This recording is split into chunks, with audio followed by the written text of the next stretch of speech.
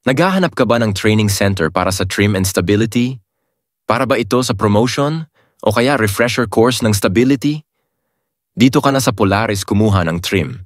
Dito sa Polaris specific ang turo. Kung bulk ay bulk lang, kung container ay container lang, at kung tanker ay tanker lang para hindi ka malito pagdating sa barko.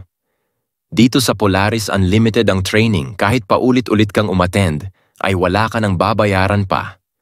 Libre na rin ang loading program na walang expiry at galing mismo sa barko ang mga program. Tulad ng Angko, Low Days, Camel, Loadicator, Ship Manager 88 at Multiload. Meron na ring libreng pang 2-hold streaming, draft survey at grains NCB.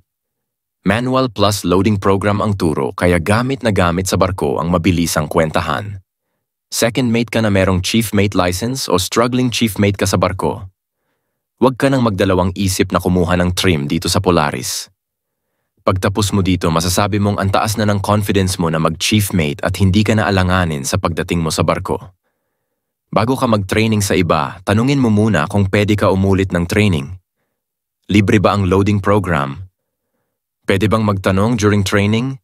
Pag hindi lahat ng sagot dyan ay dito ka na sa Polaris.